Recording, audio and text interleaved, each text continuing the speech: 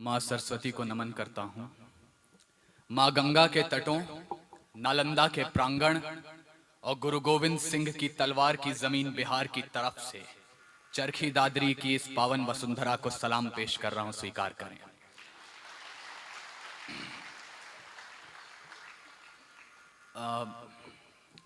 सुमित भैया का हुक्म था, मेरी हाजिरी होनी ही थी। दूसरी बात, आज परम आदरणीय डॉक्टर प्रवीण शुक्ल जी यहाँ उपस्थित हैं और वो मोहब्बत में बड़े भाई होने के नाते जो भी कुछ कह देते हैं, मुझे ज़्यादा कुछ आता नहीं है। मेरा सौभाग्य इतना ही रहा है, मैंने 3 बार अमिताभ बच्चन साहब के साथ कविताएं पढ़ी हैं, परंतु ये मंच, ये उत्सव, आज का ये कार्यक्रम मेरे लिए एक तीर्थ समान इसलिए है क्योंकि वो व्यक्ति यहाँ उपस्थित हैं जिनके हम चरणों की धूल को मस्तक पर लगा लें तो हमारा सौभाग्य होता है। डॉक्टर हरिओम पंवार साहब, परमादरणीय डॉक्टर सुनील जोगी जी, अनामिका जी, सुमित भैया, सबको प्रणाम करता हूं। मुझे आप केवल 10-15 मिनट दीजिएगा, अधिक नहीं पढ़ूंगा, परंतु आप हजरात अगर मोबाइल अपने साथ लाए हों तो इस 10 मिनट के बाद इस जगह का तापमान देखिएगा, 10 डिग्री उठ नहीं गया तो मुझे यहां से उतरने के बाद बताया जाए कि तुम क्या कह रहे थे, क्या करके चले गए। पहली 2 पंक्तियां मुझे शुरू कर दीजिएगा, कवि सम्मेलन का आगाज कीजिएगा। मैं उनको शब्द चढ़ाता हूं, फूल नहीं है मेरे पास, मैं उनको शब्द चढ़ाता हूं। हिंद जिनकी जान था, नाम हिंदुस्तानी जिनका मजहब हिंदुस्तान था। रक्त से रंगते थे धरती को अरियों की ललकार पर, जय हिंद का नारा सदा लिखा था जेलों की दीवार पर। अरे बदन पे बंधी थी बेड़ियां, दिल मगर आजाद था और रक्त के अंतिम कतरे में भी भारत जिंदाबाद था।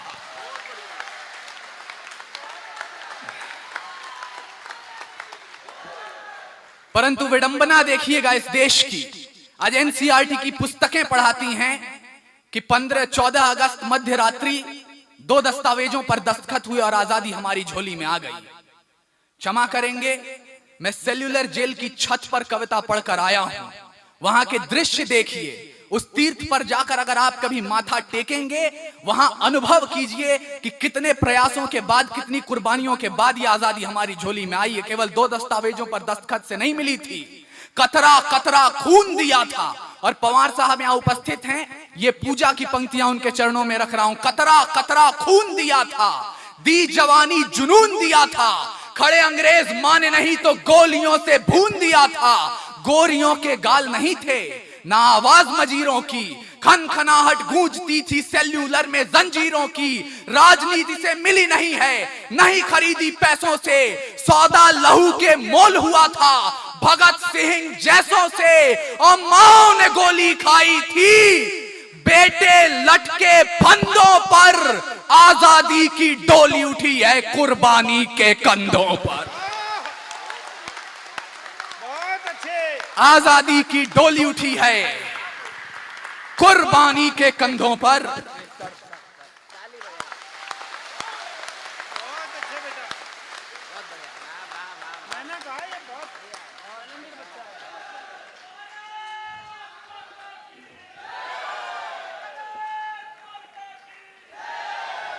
बहुत अच्छे पूर्व। पंवार साहब ने मुझे यदि ये गुलदस्ता दिया है तो इतना तो मैं जरूर कह सकता हूं कि ये मेरे साथ अब जीवन भर रहने वाला है। और जिस कुर्बानी की मैंने बात की, आज लाल किले पर यदि तिरंगा लहराता है तो उस तिरंगे से कुछ कहना चाहता हूं। प्यासे वीरों को लहू का उन्माद पिलाने आया हूं, ऐ तिरंगे सलाम तुझे है पर याद दिलाने आया हूं। तेरे खातिर कितनी कोखें पलक झपकते खाली हो गईं, झांसी वाली तलवारें आजादी को मतवाली हो गईं। तेरे खातिर ज्वार उठा था बंदूकों की नलियों में, उधम सिंह ने उधम मचाया लंदन वाली गलियों में। आजाद भी क्या दीवाना था जिसने तुझसे प्यार किया, तेरे खातिर तिलक ने बागी हर अखबार किया, तेरे खातिर लाला।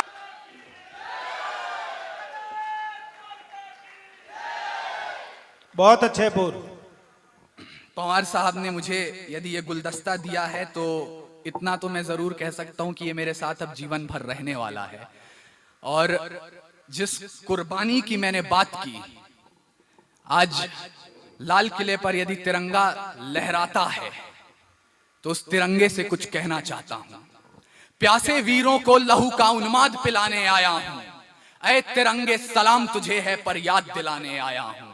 तेरे खातिर कितनी कोखें पलक झपकते खाली हो गईं। झांसी वाली तलवारें आजादी को मतवाली हो गईं। तेरे खातिर ज्वार उठा था बंदूकों की नलियों में। उधम सिंह ने उधम मचाया लंदन वाली गलियों में। आजाद भी क्या दीवाना था जिसने तुझसे प्यार किया। तेरे खातिर तिलक ने बागी हर अखबार किया। तेरे खातिर लाला ने जलती बाती आगे कर दी। गोरी लाठी को टक्कर देने अपनी छाती आगे कर दी। और जलियांवाला बाग जिनका इंकलाब सुनाता है, उनकी 2 सांसों के बल तू आज तलक लहराता है।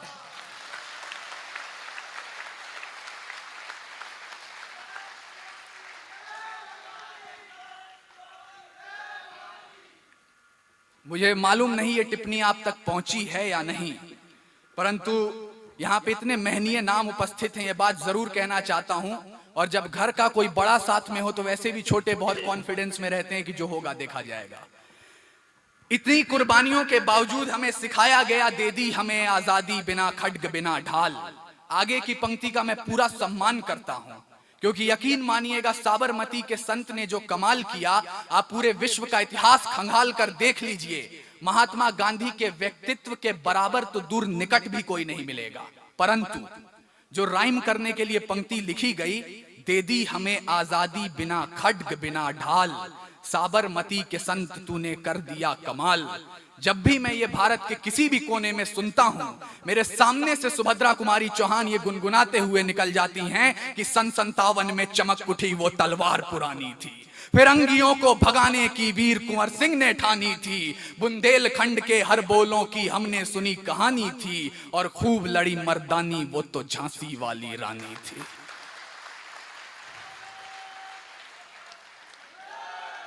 जिन सीनों ने ये ना पूछा गोली का अंजाम क्या है, राम क्या, रहीम क्या, हिंदुत्व क्या, इस्लाम क्या है, सपना केवल एक देखा मुस्कुराता सा परिवेश दिखे। वो देख सके ना इसे मगर आजाद भारत देश दिखे। अरे जिस बिस्मिल की गजल ने तिरंगा ख्वाब दिखाया है, उस बिस्मिल की बहन से हमने बर्तन तक मजवाया है। उस बिस्मिल की बहन से हमने बर्तन तक मजवाया है। और यही सच्चाई पढ़ते पढ़ते एक बार बिहार की जमीन पर एक कविता शहीद हुई। तब मुझे लगा कहीं ना कहीं लेखनी की धार मोड़ देनी चाहिए। सामने अगर 5 रूलिंग पार्टी के सांसद बैठे हों तो कुछ और पढ़ देना चाहिए। परंतु पवार साहब को सुनते आया हूं कि कविताएं कभी सरकारों का समर्थन नहीं करती हैं। 6 पंक्तियां मेरी लेखनी मुझसे बोल पड़ी। यदि मैं कभी भी विरुद्धावलियों की तरफ बढ़ूं तो ये मेरे कानों में जरूर गूंजेंगी। और एक बात आपके सामने स्पष्ट कर देना चाहता हूं, यदि आप किसी पार्टी के बन के आए हो थोड़ी देर के लिए भूल जाइएगा, क्योंकि कविताएं सिर्फ भारत देश की होती हैं, किसी पार्टी की नहीं होती। तख्त झुके, झुकी रियासत, कविता कभी पर झुकी नहीं। तूफान रुके, रुके हैं लश्कर, धार कलम की रुकी नहीं। तू सारथी साहित्य का है, कर्म को अंजाम दे। बोल रहा है सच अगर ज़बां को ना लगाम दे। और कविता तेरी हुक्मरां का कोई बिका फरमान नहीं है। तू बगावत का शोला, दरबारी दस्तरखान नहीं है।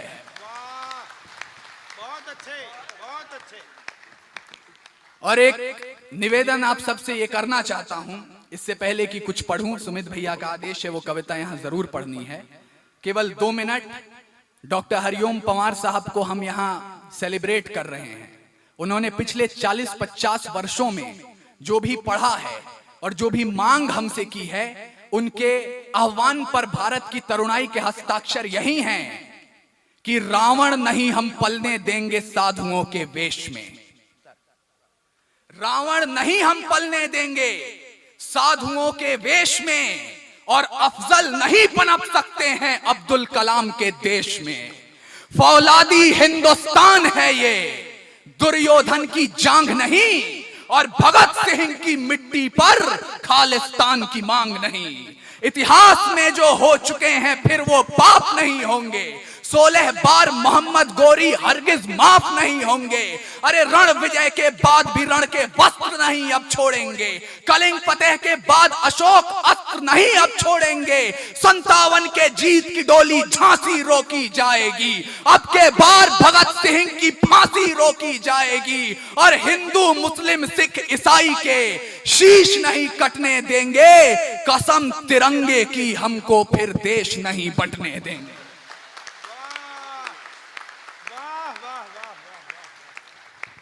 समय की अपनी सीमाएं हैं। सीधे सीधे वो रचना पढ़ रहा हूं जिसका स्वागत बहुत अच्छा पूर्व, बहुत अच्छे। देखिएगा, मुझे नहीं पता आप लोगों में से कितने लोग इस बात को अब तक याद रखे हुए हैं। वाह। परंतु एक छोटा सा देश है इजराइल। एक बार एक खेल दल में हमला हुआ तो म्यूनिक में ऑपरेशन रैथ ऑफ गॉड के तहत हमलावरों को जाके घुसकर मार के आया। जब पूरे विश्व के अखबार लिख रहे थे America in shackles after the attack 9/11 के बाद, the greatest nation in the world will never be able to rise up again. America ने कोई पड़ोसियों से ये नहीं कहा संधि करवाओ, 50 चीजें करवाओ। सीधे सीधे जाकर ओसामा बिन लादेन को पाकिस्तान में मारकर वापस आया। परंतु 135 करोड़ की आबादी वाले मुल्क हिंदुस्तान का बेटा कुलभूषण यादव यदि 5 साल से पड़ोसी की गिरफ्त में है और सियासत तारीख नहीं तय कर पा रही है कि घर वापसी कब होगी, तो मैं ये कहने का अधिकार चाहता हूं कि सिंहासनों पर बैठे सिंहों की दहाड़ में और रात को गूंजते गीदड़ों की पुकार में कितना अंतर है, ये विश्व को दिखाने का वक्त आ चुका है। फिर पिता को ठेस है पहुंची, फिर बेटा नादान हुआ है। क्या है पाकिस्तान? फिर पिता को ठेस है पहुंची, फिर बेटा नादान हुआ है। फिर फिरौन ने सीमा लांघी, भस्मासुर को अभिमान हुआ है। तो फिरौनियत को फिर मिटाने मूसा हृदय क्षेत्र खुले और भस्मासुर मगरूर हुआ है। शिव का तीजा नेत्र खुले। एहसास नहीं है भारत को, जज्बात कैद हैं पाकिस्तान में। 2 बच्चों का सिर सहलाते 2 हाथ कैद हैं पाकिस्तान में। जल सेना के स्वाभिमान का गुमान कैद है पाकिस्तान में। अबुल कलाम आजाद का हिंदुस्तान कैद है पाकिस्तान में। एक माँ की मुंतजिर आंख का नूर कैद है पाकिस्तान में। सिर्फ कुलभूषण नहीं, किसी मांग का सिंदूर कैद है पाकिस्तान में। और एक मांग रख रहा हूं, यहां यदि सरकार के लोग बैठे हों तो कविता की मांग को सत्ता तक पहुंचाइएगा। और यहां युवा पीढ़ी बैठी हुई है। यूं नहीं है कि सिर्फ इश्क की बातें की जाती हैं। आपकी तरुणाई क्या है? अभी कहा जाएगा उतरते ही कि तुम्हें तो गजल पढ़नी चाहिए थी, मीठे लहजे में, प्यार के लहजे में जुल्फों की बात करनी चाहिए थी। नहीं, जवानी की डेफिनेशन हिंदुस्तान के हवाले से विश्व को देना हो तो कहिएगा, खुदी राम ने खुददारी से हंसकर जिसका दान दिया। भगत सिंह ने चूमा फंदा और जिसे कुर्बान किया। आगोश में जिसके सुभाष से निकले लश्कर हिंद बनाया था। फतेह सिंह और जोरावर ने दहलीज पे जिसे ठुकराया था। अरे आजादी में बुनियाद बनी जो संघर्षों के बोल की, सुलग रही थी गर्मनाल में शेखर के पिस्तौल की। अरे खिल रही थी रोम रोम में अशफाकुल्ला खान के। वही जवानी दौड़ रही है खून में हिंदुस्तान के। मुझे एहसास कराइएगा इन 4 पंक्तियों पर। बहुत अच्छे, बहुत अच्छे। वाह वाह पूत। मुझे एहसास कराइएगा इन 4 पंक्तियों पर कि युवा पीढ़ी सिर्फ इश्क करना जानती है या ये जोर भी रखती है, जज्बा भी रखती है, जो सीधे सीधे सिंहासन से कुछ मांग कर सकता है। क्योंकि खुदा ने अगर दिल में इबादत के लिए इश्क दिया है तो रगों में इंकलाब के लिए खून भी दिया है। उस खून को चुनौती दे रहा हूं कि शांति श्वेत परचम अपना देखो गिरा यूं भू पर है। अब तो जागो संसद वालों, पानी सर के ऊपर है। या दुश्मन रक्त से स्नान करो या शर्म करो विषपान करो। कुलभूषण को रिहा कराओ या जंग का ऐलान करो।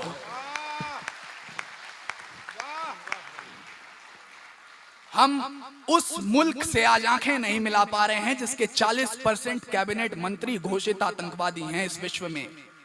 और याद कीजिएगा, कमजोर बहुत है याद, तुम्हारी याददाश्त मजबूत करो।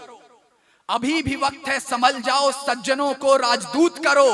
मिटा सकते थे हर निशानी, हर सरहद जला सकते थे हम, और पोखरण वाला पटाखा कराची पे चला सकते थे हम।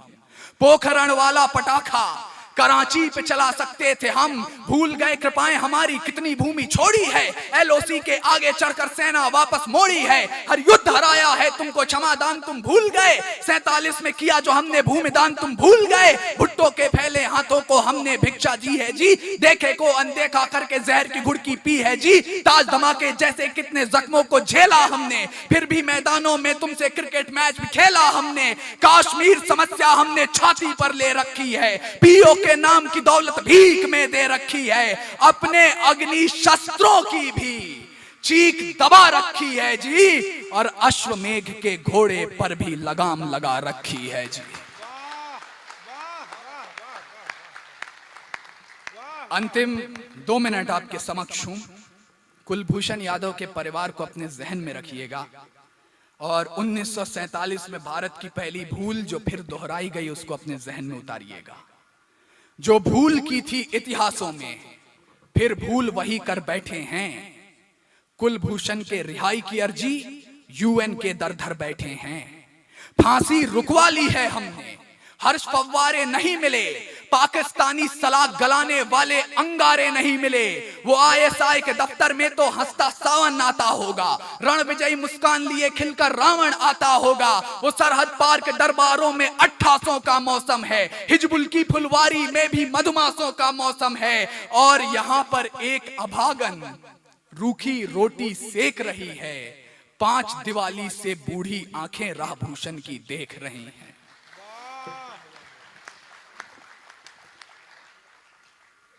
उसे प्रताड़ित करने वाले एक उपचार समझते होंगे 70 वर्षों के जख्मों का। उसे प्रताड़ित करने वाले उसे लाचार समझते होंगे, 70 वर्षों के जख्मों का एक उपचार समझते होंगे। और ये जोश देखना चाहता हूं आपसे, नहीं कहूंगा तालियां बजाएं, यदि आपकी हथेलियां ना रुकें तो मेरा समर्थन कीजिएगा। उसे प्रताड़ित करने वाले उसे लाचार समझते होंगे, 70 वर्षों के जख्मों का एक उपचार समझते होंगे। क्या सोचते हैं हंसी ठिठोली वाली बात है कुलभूषण, भौगोलिक फुटपाथों का लाचार अनाथ है कुलभूषण। अरे नशा उतारो पाकिस्तान का, मदमस्त होकर ऐठा है, अनाथ नहीं है कुलभूषण, वो भारत मां का बेटा है। बहुत अच्छे, अपूर्व, बहुत अच्छे। मैं चाहता हूं एक बार पूरा सदन हाथ उठाकर तालियां बजाए इस नई कलम के लिए। बहुत बहुत शुभकामनाएं। वाह। अनाथ नहीं है कुलभूषण, वो भारत मां का बेटा है, और ये भारत बलिदानों का देश है। यहां भीष्म के रचयिता बैठे हैं। विश्व का सबसे बड़ा महाकाव्य और दुनिया का सबसे बड़ा बलिदान आप सबके समक्ष रख रहा हूं। बलिदान जीतता है या लेखनी जीतती है, इन दोनों का टकराव आपके समक्ष रखता हूं, और अंतिम पंक्तियां पढ़ता हूं। बलिदान क्या है इस देश का, और बलिदान देने में हम कतराते क्यों नहीं हैं। विश्व का सबसे बड़ा महाकाव्य और विश्व का सबसे बड़ा बलिदान। महाभारत में बार बार जब वीर धर्म पर वार हुए, महाभारत में बार बार जब वीर धर्म पर वार हुए, संतान मोह के बाहुपाश के गुरुजन स्वयं शिकार हुए। गुरुद्रोण बीच समर में जब परिणाम मोड़ देते हैं, अश्वत्थामा हतो हतो सुन हथियार छोड़ देते हैं। अरे पन्ना धाए द्रोण को दर्पण तब दिखलाती है, राजवंश की रक्षा में जब पुत्र बलि चढ़ाती है। अंतिम पंक्तियां, अनाथ नहीं है कुलभूषण, वो भारत मां का बेटा है। ऐसा ना हो मातड़ पे खुद विवाद करने निकल पड़े, काली का वो रूप धरे तो खप्पर भरने निकल पड़े। ऐसा ना हो जनगण बन गूंजे कराची के दरबारों में, और तिरंगा लहरा दें हम रावलपिंडी के चौबारों में। पुनः लंकेश ने जब कील वक्ष पर ठोका है, राम धनुष की प्रत्यंचा को चढ़ने से क्यों रोका है। प्रकांड ज्ञानियों को भी जब धर्म यादना पड़ता है, तो पुल बांधना पड़ता है और बाण साधना पड़ता है। गर पौरस अहिंसक होता, सिकंदर सेना मुड़ती क्या, राणा प्रताप संत होते नींद अकबरी उड़ती क्या। 57 में अंग्रेज रुलाए सिंघनी के वार ने, मैसूर का मस्तक ऊंचा रखा टीपू की तलवार ने। अरे मंगल ने भी आवेशों में बागी गोली चलाई थी, और भगत सिंह के विस्फोटों ने गोरी नींव हिलाई थी।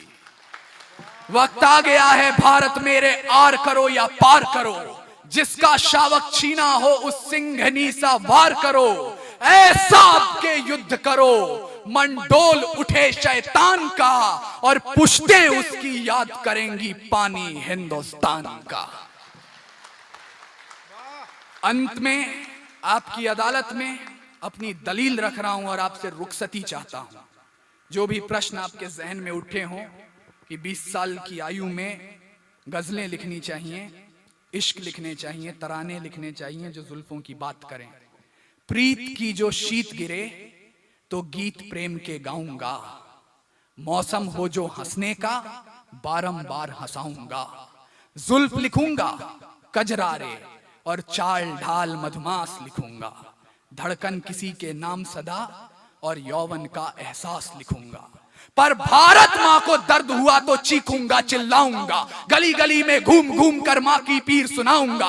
आजाद भगत सुभाष पटेल को राख कुरेद जगाऊंगा, अशफाकुल्ला खां की भांति काकोरी दोहराऊंगा, और शमशीर बना के कलम को अपने तिरंगे का जय गान लिखूंगा। दुश्मन की छाती पर चढ़कर जय जय हिंदुस्तान।